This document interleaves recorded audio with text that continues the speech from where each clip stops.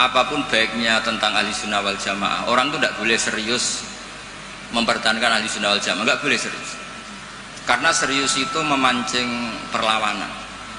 Sehingga Nabi ngendikan inna hadzal dina matinun fa'ughilu fihi birifqin. Agama ini ideologinya mantap, logikanya mantap, maka kawallah dengan santai saja, yang rileks. Saya beri analogi begini, 2 tambah 2 itu kan 4. Perlu nggak kamu ngotot kampanye 2 tambah 2 4? Nggak perlu kan? Karena kebenaran 2 tambah 2 4 itu kebenaran yang mantap. Jadi sampean ra usah mati-matian belo ahli sunnah sampai menafikan yang lain, terus mengadili yang lain. Itu cara sekarang malah kontraproduktif, karena menjadi ideologi yang mengancam, bukan ideologi yang merangkul. Sehingga guru-guru kita, mulai Bapak kula piyambak, Mbah Mun, Pak Hamid, niku ketemu kelompok macam-macam nggih mboten terlalu ketok ekstrim. Bukan karena ngakui, tapi memang itu tidak produktif. Bangsa seneng tukaran, seneng geger itu tidak produktif. Karena inna hadzal dina matinun fa'ughilu fihi birifqin. Agama ini sudah aman, sudah bagus, maka kawallah dengan halus. Ya kayak orang kampanye di Indonesia tentang pentingnya makan nasi, orang tahu semua lah, tidak usah kamu cerita gizinya nasi gini, asupan nasi fungsinya gini, orang sudah tahu lah fungsinya apa? Nasi. Begitu juga fungsinya madhab ahli sunnah apa? Wal jamaah. Satu madhab yang sanadnya jelas, akurasinya jelas. Nah saya tak cerita tentang sanadnya Pak Hamid. Pak Hamid dulu diantaranya tentu ngaji sama abahnya sendiri, Ki Abdullah, karena itu sudah babul ilm, darul ilm, sudah komunitas ilmu. Di antaranya beliau pernah ngaji juga di Kiai Khalil Harun. Kiai Khalil Harun masih pernah mbah-mbahnya Mbah Maimun. Terus ngaji sama Mbah Dimyati di Termas. Mbah Dimyati itu adik kandungnya Kiai Mahfud At-Turmusi. Jadi kalau sanadnya Mbah Hamid pakai Termas ya Mbah Hamid, Kiai Dimyati At-Turmusi, lalu Mbah Mahfud Termas, terus Sohibul Anas Sayyid Abi Bakar Sato, terus Sayyid Ahmad Zaini Dahlan. Sayyid Zaini Dahlan ini gurunya Syekhona Khalil ketika mondok di Mekah. Jadi semuanya ketemu, termasuk Mbah Siddiq dulu ngaji, Mbah Siddiq sini, keluarga sini ngaji sama Syekhona Khalil, itu langsung ke Sayyid Zaini Dahlan. Ya, buat nomor gimana? Oh, kesipul. Nah, kenapa sanad itu penting? Begini, saya beri analogi. Tag itu liar, karena tag itu mau tidak mau harus pakai lafaz. Kata-kata itu bisa jami'un likulli afrodi. Ini sekaligus mukaddimah untuk ukholnya Mbah Hamid. Makanya ketika Mbah Hamid dipuji sebagai pakar usul fikih, beliau juga ngaji Jamul Jama, itu saya senang.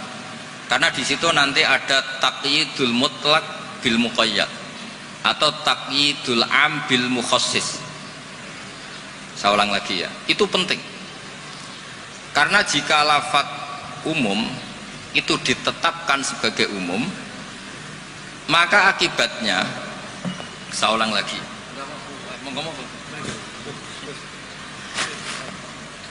ya saya teruskan ya.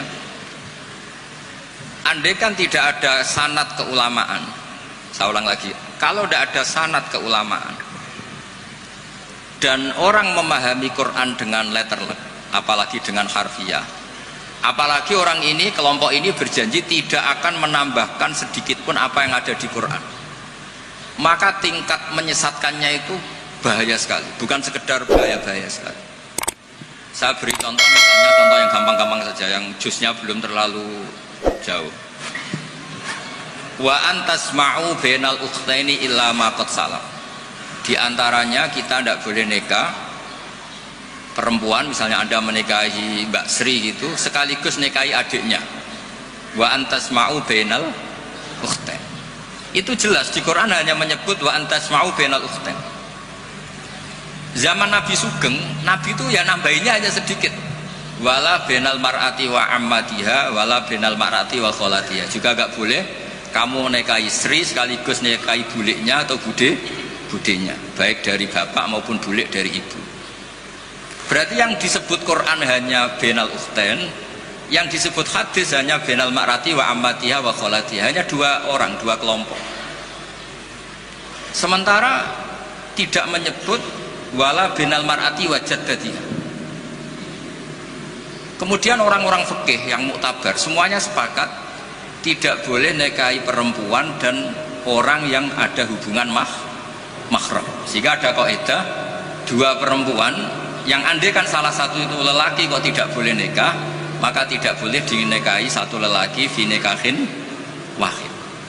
Artinya kalau ada orang kampanye hanya megang Quran tidak lebih tidak kurang, berarti dia hanya mengharamkan al-jam'u bainal ukhtain. Itu betapa bahayanya dalam Islam. Terus orang nikah istri dan budenya, orang nikah istri dan mbahnya, mbah dan cucunya, kayak apa bahayanya. Mereka sudah pongah berkampanye tidak boleh menambahkan apa yang ada di Quran. Tapi barokahnya ngaji sama mas saya, termasuk tadi Mbah Hamid ngaji Jamul Jame, di situ ada kaidah ilmu namanya balaghah. Wala wa antasma'u bainal ukhtain tu mimba bi itlaqil ba'di wa iradatil kul. Jadi atau itlaqul juz wa iradatil kul. Yang disebut hanya sebagian, tapi yang dimaksud semua perempuan yang ada hubungan mahram itu tidak boleh dinikahi fi waqtin wahid. Nah, hal-hal seperti itu kan kayak keren. Orang kampanye kembali ke Quran, tidak mengurangi dan tidak menambahi. Tapi terus kayak apa bahayanya ketika orang hanya berpegangan wa antasma'u bainal ukhtain. Maka ciri utama ahli sunnah itu maknani Quran dan hadis itu berdasar sanad. Ya seperti yang saya terangkan tadi. Kalau saya misalnya saya ngaji Mbah Mun ngaji Mbah Karim ngaji Syekhona Khalil, Mbah Hamid ngaji Mbah Dimyati Termas, Mbah Dimyati ngaji Mbah Mahfud ngaji Sayyid Abi Bakar Sato, Sohibul Li'anah, beliau ngaji Sayyid Zaini Dahlan. Atau di sini keluarga besar Mbah Siddiq, kalau pakai buyut-buyut misalnya Mbah Siddiq ngaji Syekhona Khalil, ketemu di Sayyid Zaini Dahlan, terus sampai Syekh Utsman Ad-Dimyati sampai Rasulullah Shallallahu Alaihi Wasallam. Nah, pemanaan ini penting. Lafadz itu nggak boleh mengikat. Makanya kata Ibnu Hajar Al-Asqalani, jika anda terikat oleh lafadz, orang basuh wajah tidak sempurna itu nggak apa-apa, tangan yang nggak sempurna nggak apa-apa, karena yang ada itu wailun lil aqabi minan nar. Basuh polok yang tidak sempurna diancam Nabi itu neraka, tapi Nabi tidak ngendikan wailun lil yad minan nar, wailun lil wajhi minan nar. Nah, ini kalau di usul fikih disebut mimba biwaqiati ainin, karena yang wudhu itu salahnya dibasuh tungkat tumit ya. Ya, ada orang wudhu yang lupa tumitnya nggak kebasuh. Karena kejadiannya seperti itu, Nabi ngendikan wailun lil aqab minan nar. Apa tidak well juga ketika orang tidak membasuh tangannya secara sempurna? Apa tidak well juga ketika orang tidak basuh wajahnya secara sempurna? Kan sama-sama well. Tapi ini tidak disebut Rasulullah Shallallahu Alaihi. Nah, misalnya anda fanatik, pokoknya saya persis hadis yang wailun hanya lil aqab. Kalau tangan nggak apa-apa, wajah nggak apa-apa. Lu itu gendeng apa goblok? Wes goblok kampanyenya, saya berpegangan hadis orisinil kata Pak Idris, jadi asli katanya. Nah, jadi bahayanya baca hadis tanpa ilmu usul fikih kira-kira seperti itu. Ada misalnya tak beri sekian contoh, nah sama Rafaham ya kebangetan. Tadi sudah dua ya. Normalnya dua itu sudah pinter. Ini terakhir contohnya ketiga. Layak dil qadi wa huwa khutban. Orang itu tidak boleh bikin keputusan penting, apalagi seorang qadi. Nah, kepengen nyebut Gus Yusuf apalagi wali kota. Ini kemarin sebelum jadi wali kota perjanjian, Gus jenengan wali beneran, saya ingin wali kota saja. Ini keluarga kiai tapi cita-citanya sederhana. Jadi iya. Itu bisa, itu kalau dalam madhab tasawuf itu, kalau saya Mbak Idris Gus sama ingin jadi wali betul, tapi beliau sederhana sekali ingin jadi wali apa? Kota. Itu kalau niatnya tawadhu karena nggak ingin nyanyi Mbah Hamid, insya Allah barokah. Tapi kalau niatnya nggak ingin tirakat, nah itu yang masalah karena ada dua wali besar. Yang satu jadi wali itu karena kelirunya justru. Keliru itu artinya menyalahi a'aliyal umur, bukan keliru maksiat. Saya bilang keliru itu bukan harus maksiat. Orang baik itu bisa keliru tapi tidak mesti maksiat. Wali yang satu itu kalau sakit bilang ya Allah ya Allah, tapi yang satu itu enggak, bilang aduh boe waduh boe. Suatu saat wali yang bilang ya Allah itu jenguk wali yang kalau sambat waduh boe waduh boe. Ditanya, Kamu ini wali, kalau sambat kok aduh boy. Jadi yang wali aduh boy. Karena saya itu ingin kayak orang awam, nggak sok wali-walian ya Allah ya. Loh itu ya bisa jadi wali.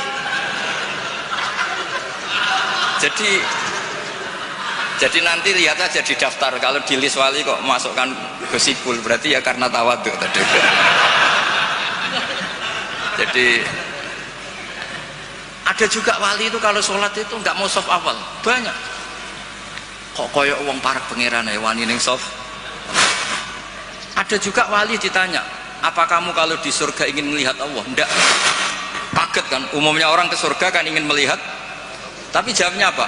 Unazzihu dzalikal jamal an-nazari misli. Allah terlalu agung biar tidak terkontaminasi didelok meripat kaya aku ngene. Itu ya jadi wali. Ini terpaksa cari referensi demi wali kota. Ini. Jadi makanya saya itu narasumber itu penting enggak penting sudah bener. Mergo tawadhu di Rembang sini itu jauh. Gara-gara diteror ini yang manggil Mbah Hamid. Aduh. Ini Pak D Idris, ini Pak D saya, Pak Lek kalau manggil saya itu mesti yang manggil Mbah Hamid gitu. Ya, kalau nelpon mesti gitu. Ini yang manggil Mbah Hamid. Nggih, Mbah. Ternyata di sini berlaku teror ya. Ini apa yang manggil Pak Hamid karena memang beliau itu sepupu mbah saya Pak Hamid. Jadi bermadzhab itu penting karena kata itu liar. Layak dil qadhi wa ghadban. Seorang yang sedang marah itu tidak boleh punya keputusan penting, baik itu qadhi, wali kota atau orang tua atau siapapun. Kata qadhi dihilangkan. Tidak boleh kamu mentang-mentang hadisnya qadhi, hanya qadhi yang nggak boleh bikin keputusan kalau marah. Kalau kiai boleh, kalau orang tua boleh, kalau wali kota boleh. Tidak bisa. Bahwa ghadban itu kalau sedang marah, kalau sedang lapar boleh, sedang ngempet nguyuh boleh, sedang ngempet ngising. Nah, padahal setelah dimaknai pakar-pakar usul fikih, ghadab itu apa? Halatin sing yasu'u khalqu sahibi. Satu keadaan yang orang itu tidak normal. Nah, keadaan tidak normal itu bisa hakin, orang yang ngempet nguyuh, ngempet ngising atau banget laparnya. Itu juga nggak boleh bikin keputusan penting. Jadi ghadban bukan lagi dimaknai marah, tapi apa? Satu keadaan di mana orang tidak sedang baik-baiknya. Makanya Imam Syafi'i masyhur itu, kamu jangan rembukan sama orang yang besok nggak ada yang dimakan, itu ruwet otaknya itu.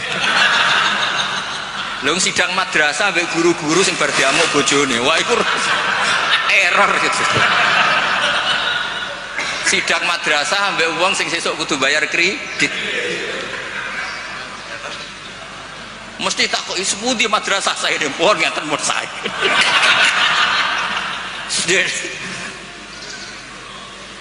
Akhirnya kata ghadban tidak sebagai ghadban. Qadhi juga tidak sebagai qadhi. Fatta sa'a bisa babil fahmu. Ijtihad itu menjadikan logika menjadi luas.